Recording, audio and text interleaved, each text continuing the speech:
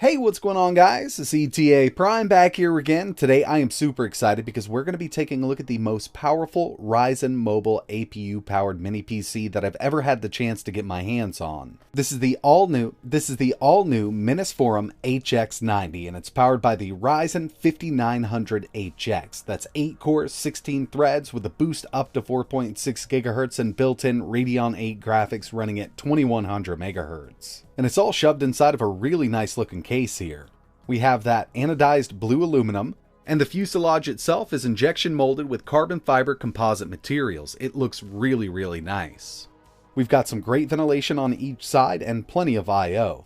Now this isn't the smallest Ryzen PC that I've taken a look at, but when it comes to that 5900X and this being a mobile APU, this should offer superior performance when you compare it to other mini PCs that are powered by mobile Ryzen APUs. Inside of the box, we're obviously going to get the mini PC. They've also included a 120 watt power supply. We have a VESA bracket with all of the mounting hardware. We've also got our SATA cabling because this does support two 2.5 inch drives along with an M.2 drive that's already pre-installed. And we get a 6-foot HDMI cable and our power cable for the power supply. I gotta say, I am a big fan of the design here. I think it looks absolutely amazing. We got that ventilation on top with those cool little geometric shapes and everything. Overall, it's a great looking mini PC. On the front here, we have a full-size USB 3.0 port, our audio in and out ports, plus a USB Type-C port. This can be used for a display out, or you can just use it for data. We also have our power button. Around back, we have 2 full-size display ports, 2 HDMI ports, some more audio in and out, a 2.5 gigabit Ethernet port, and 4 more USB 3.0 ports.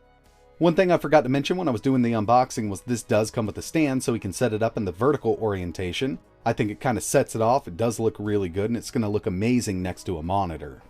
When it comes to the internal specs, we have the Ryzen 9 5900HX, 8 cores, 16 threads, base clock of 3.3 GHz with a boost up to 4.6.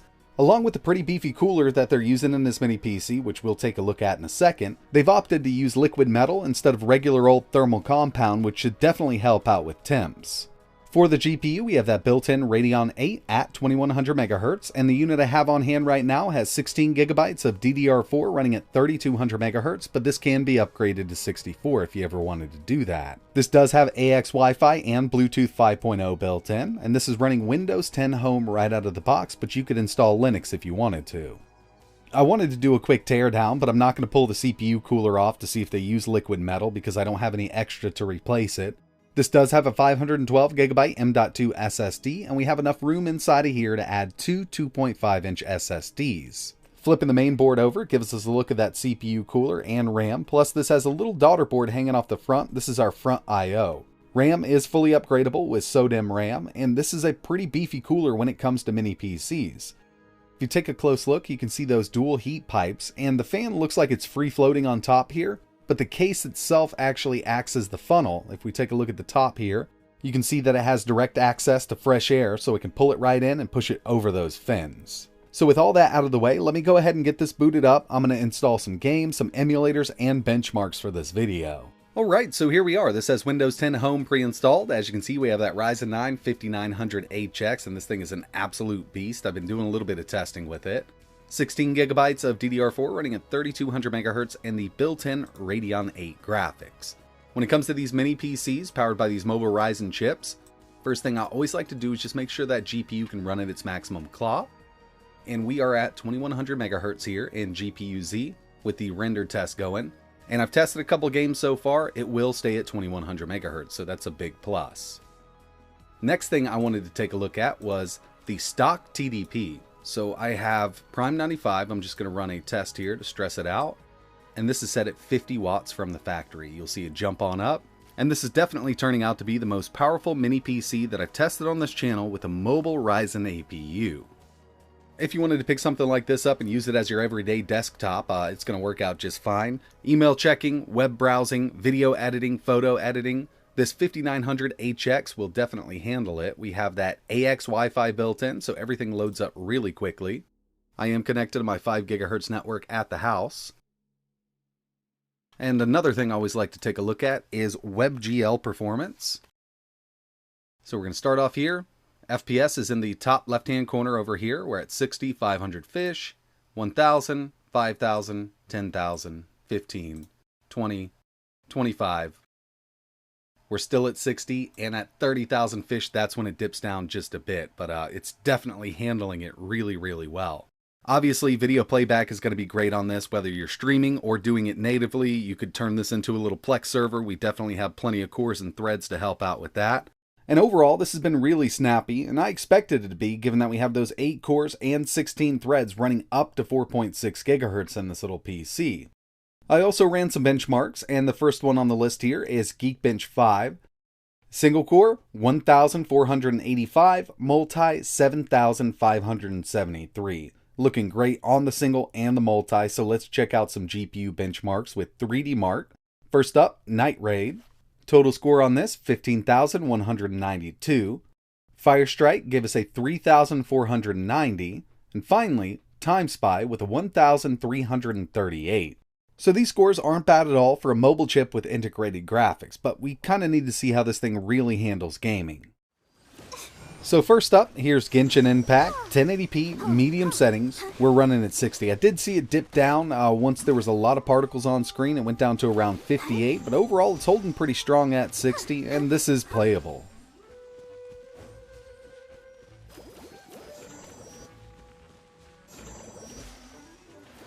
Next on the list, Forza Horizon 4, 1080p with a medium-low mix. We have a lot of low going on here, but we got an average of 61 FPS. I was actually expecting to see a little more out of this, but when it comes to the RAM in this unit, it's only running at 3200 megahertz, and having faster would definitely help out with this APU, but faster SODIMM RAM is really, really expensive.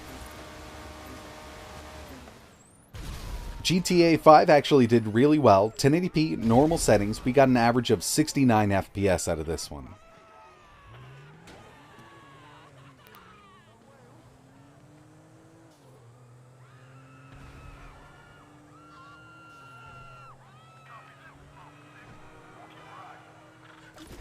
Here's Borderlands 3, 1080p, low settings. We got an average of 64 FPS, but I did see it drop below 60, especially when some explosions were going on. But overall, I mean, it's actually looking pretty decent. And if you drop this down to 900p, I'm sure you could eliminate all of those drops under 60.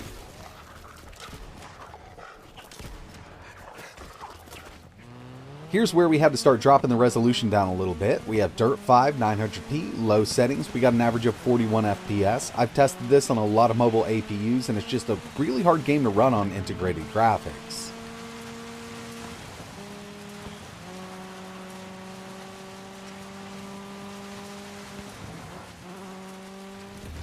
Here's Doom Eternal, 900p, low, average of 40. Now, I do have the resolution scale set to off, so we're at 100% resolution scale.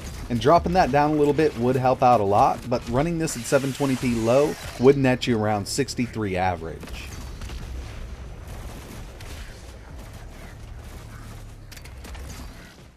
Cyberpunk 2077 coming in at 720p, low settings. We got an average of 34 FPS, and if you've ever tried to run this on any kind of integrated graphics, you know it's a beast. But we're over 30 here. I was hoping we could get a little more out of it. Unfortunately, that's just the way it is.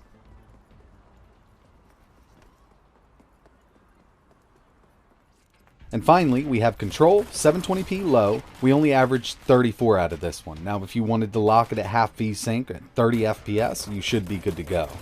But now it's time to move over to my favorite part in these videos, emulation. First up, WiiU Breath of the Wild using CEMU. We're at 900p, Vulkan backend, async shaders. It'll run at 30 all day. I also tried this at 60, but we only got an average of around 48 FPS. And when taking this game up to 1080p, I do get an average of 30 FPS out of it, but I did see it drop down to around 28 every once in a while, so I took it down to 900p, and it actually runs pretty decently.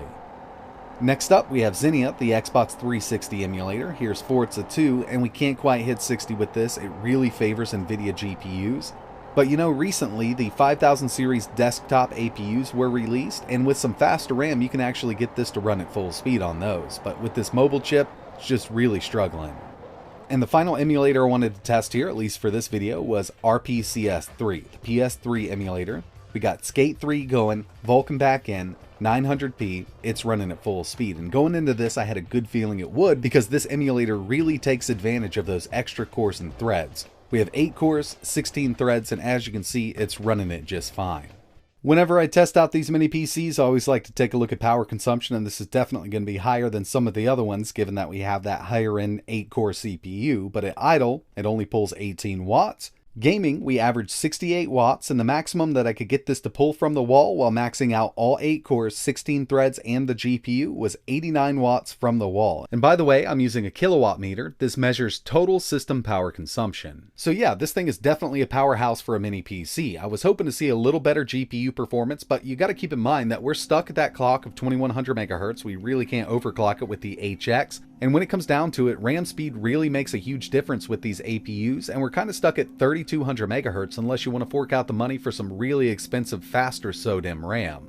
But all in all, this is the most powerful mini PC that I've tested on my channel that includes a mobile Ryzen APU. I've tested out more powerful mini PCs that I've personally built, but those are using desktop variants. So if you're looking for a high-performance mini PC and the apps that you tend to use can actually take advantage of those 8 cores and 16 threads, then I can highly recommend the Menace Forum HX90. Now there is one more video that I want to do on this. I'm going to add an external GPU over that M.2 slot, so I'll be running my operating system and everything from a 2.5-inch drive. But I got a really good feeling that if I pair this up with a GTX 1660 or something even higher end than that, we're going to see amazing performance, because on the CPU side of things, we have plenty for anything we want to run. It really comes down to that built-in Radeon graphics that's kind of holding us back in gaming. That video will be coming soon, so definitely keep an eye on the channel. But if you're interested in learning more about this, I will leave a few links in the description. And if there's anything else you want to see running on the Menace Forum HX90, just let me know in the comments below. But that's going to wrap it up for this one. And like always,